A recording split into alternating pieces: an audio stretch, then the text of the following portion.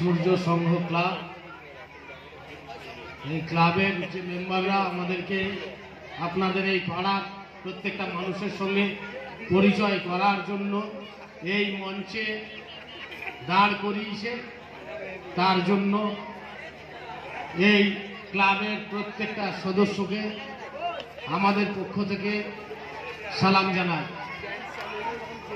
আর পবিত্র ঈদ উপলক্ষে যে অনুষ্ঠান আয়োজন করেছে গত দুদিন, আজকে নিয়ে 3 দিন থেকে, আশা করি আপনারা ভালোভাবে সময়টা কাটাবেন।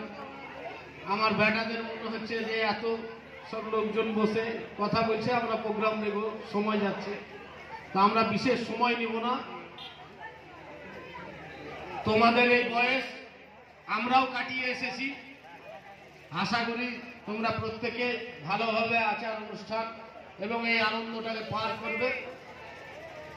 আর একটা কথা বলে যায়, এই ক্লাবের ছেলেদের মুখে যে রাকেশের কথা বলছিল, আপনাদের ব্লকে জাতি পার্টি ধর্ম নির্বিশেষে যে কয়েকটা মানুষ কাজ করে, আপনাকে আপনার এলাকায় কেউ যদি মাতব্বরি দেখায়, সে আমি হোক আর যেই হোক, আপনাদেরকে আপনাদের নেতাটাকে চিনিয়ে দিতে এসছি। নির্দ্বিধায় যাবে। রাকেশ শেখ, নিয়ামত শেখ, নামটা মনে করে রেখে নেন।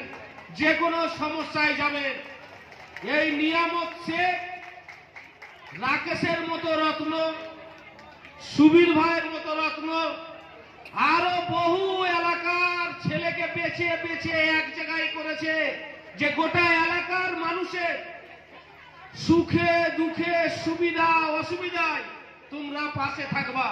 এটা চালাকির কথা না, এটা বাস্তব কথা।